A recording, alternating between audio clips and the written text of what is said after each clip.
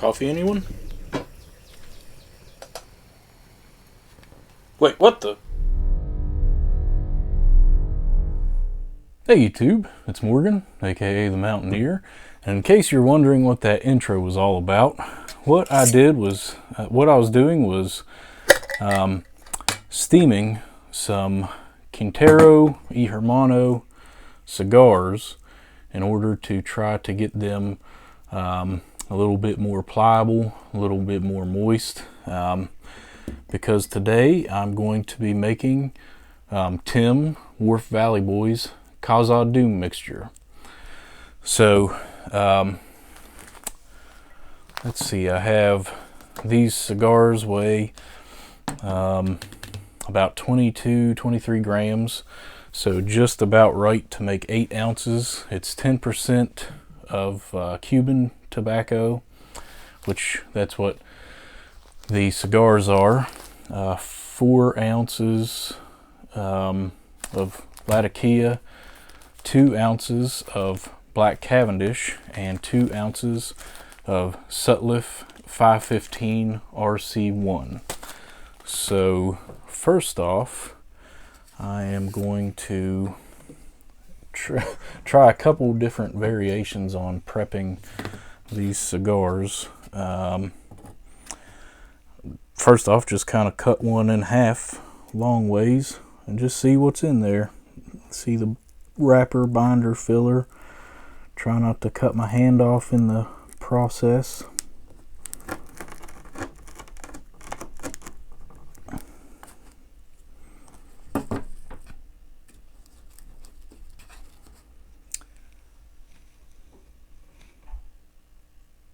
There those are. The halves, you can see Quinteros are pretty short, or pretty cheap cigars. I think these things run $3 or $4 each. I can't remember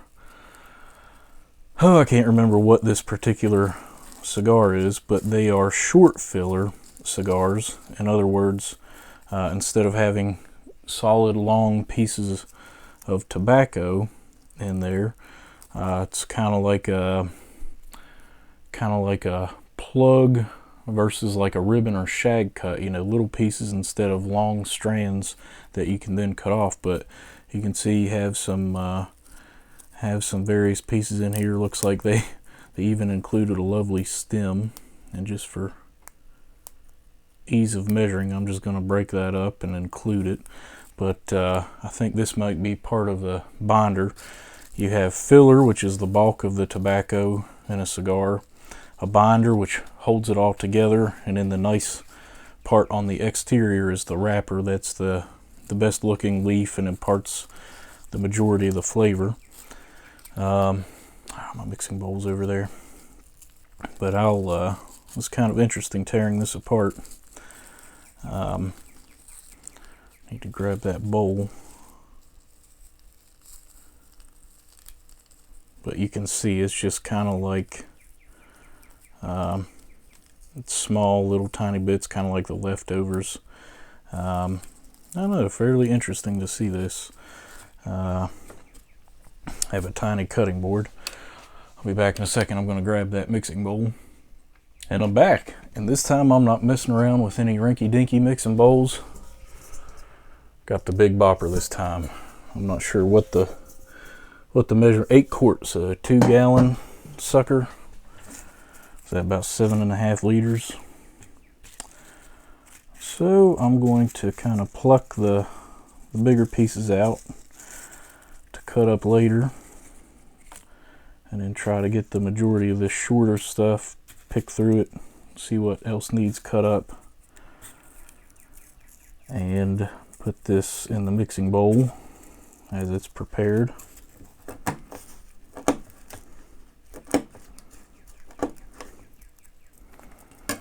Obviously don't think, I can't remember what company, if it was Gouth and Hogarth or Samuel With or whoever, that Tim had Cuban tobacco, but obviously kind of hard to get your hands on that. You can't get really any kind of mixing stuff like that in America, so using what I had, I went with the cheapest cigars pretty much that I have. And these actually, I enjoy them. They are what they are. They're a very cheap kind of working man cigar, yard gar.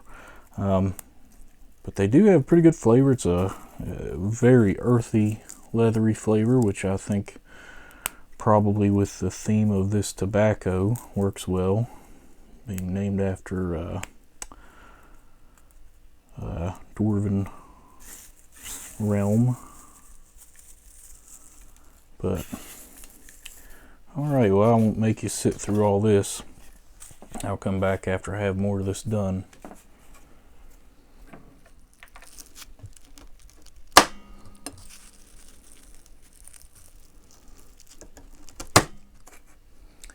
Here I'm just experimenting, just chopping off little rolls from a full cigar. See how that looks.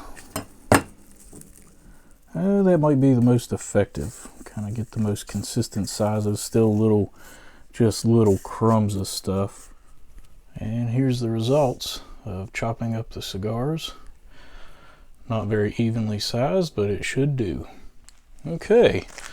Well, we have our cigars prepped. Now it's time to work on the other tobacco types. First off, the majority of it, 50% Latakia. Let's see. I probably should have gotten another bowl for this. Let's see if this works. Maybe not. But we'll try it. I need 4 ounces. And this is a 4-ounce bag, but I figure better safe than sorry as far as weighing it out goes. There might be a little bit extra, a little bit less, whatever. So 4 ounces is what, 113.6 grams.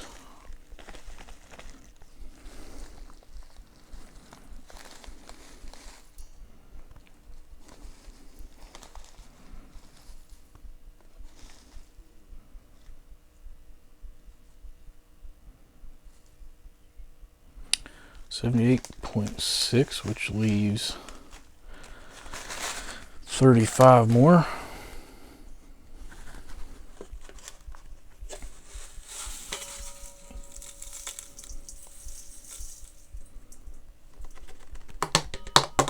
Okay. Kind of a weird way to do it, but it worked.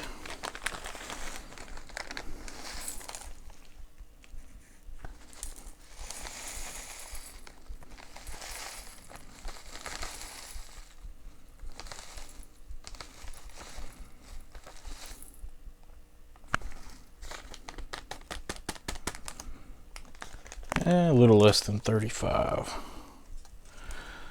which is okay because I had just under 0.8 grams of cigar leaf. My brain's freezing. Okay, so Sutliff 515 RC1. I need 2 ounces of this, which is 45.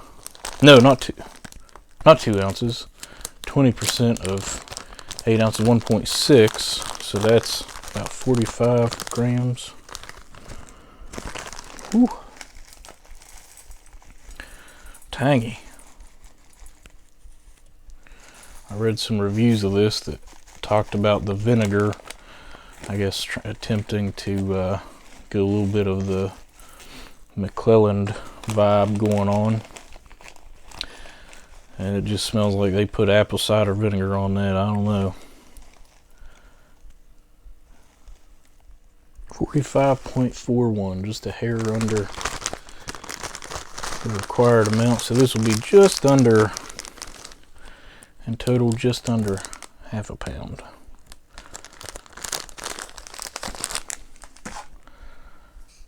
Last but not least, another 45 grams of Cavendish.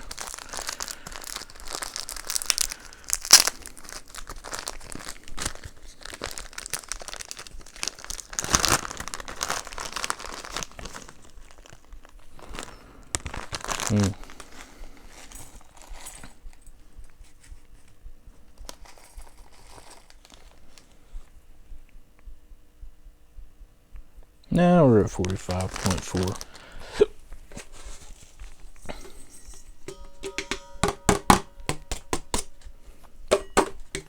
Okay. So now we have it all measured out. Nice big heaping pile of tobacco. It's not super well lit, I don't think, but man, that is a bunch of backy. So I'm going to break up any clumps, like there was a clump of Cavendish, and try to get this bad boy blended as evenly as possible.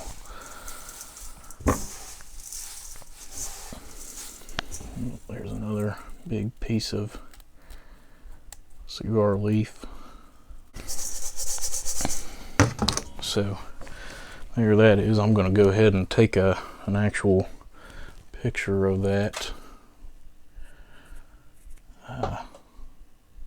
I'll put it up on the screen. Let me turn the flash on. I don't know I don't know how this will work in this stainless mixing bowl. That's actually a pretty decent picture. I'll put it up on the screen, but it smells good. It's an interesting scent. You can definitely get the campfire scent from the Latakia. Get a little hint of that vinegary scent coming off of that 515.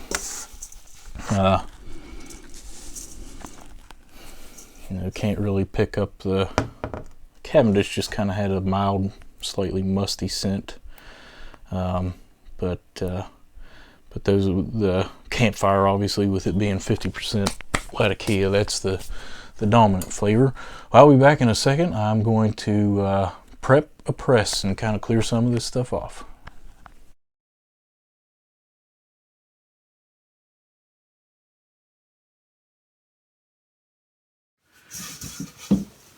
I didn't weigh anything before or after. I guess I can weigh this jar that I'm going to put hopefully try to fit the rest of this in. I don't know if it'll fit, but weigh what's left, knowing that it's just shy of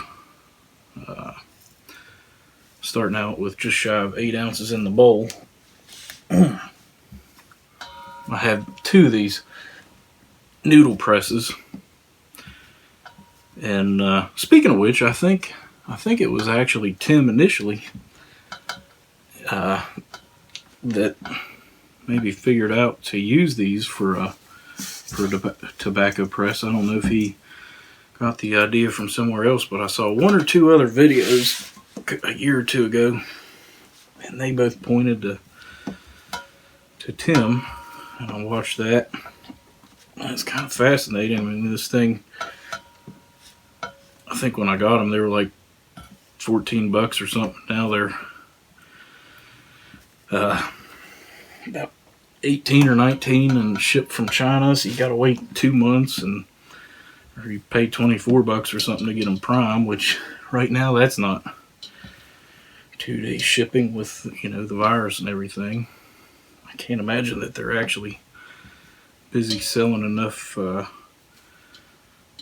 PPE stuff that it would disrupt shipping that much, but everything you click on has like a 3-week lead time. Not that it all takes that long, but they say it does. All right. Anyway, so I have 2 of these presses, and I kind of left the blue protective film. Oh, it's rising on this one just to differentiate between them. I mean, I could get a Sharpie or whatever. It tends to rub off of stainless steel. Might end up trying to etch it or something, but alright, well, try to put this cap on a little bit and get this bad boy shoved down in there. Torque her down.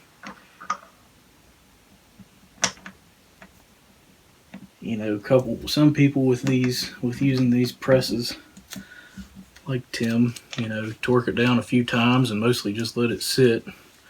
Don't leave it in there for long times. And then Giannis is a big presser. He uses that modified pipe press, pipe clamp, whatever, with square tubing. And I think he tightens it down as much as he can every day for a week, and then leaves it after that initial week. Doesn't tighten it anymore, but leaves it in the press for an additional week, and then extracts it. Got it tightened down a bit, good bit. I'll keep doing it. I tend to lean toward tighter and longer pressing, just to try to get as dense a cake as possible.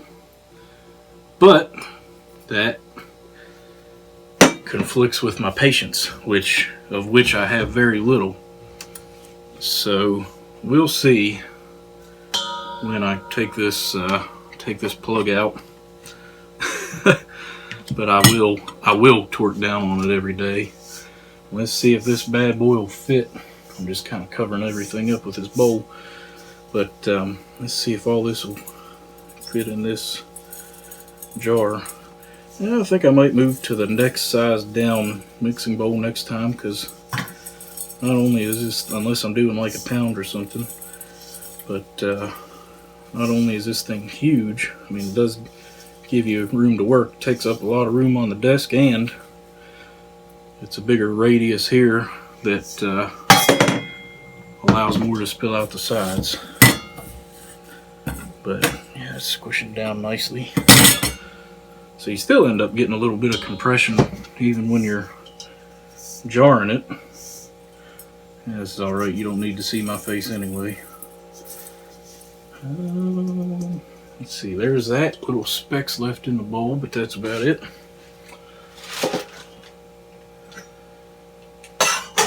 It'll be fun cleaning up after this, but yeah, I think this will all fit without too much problem.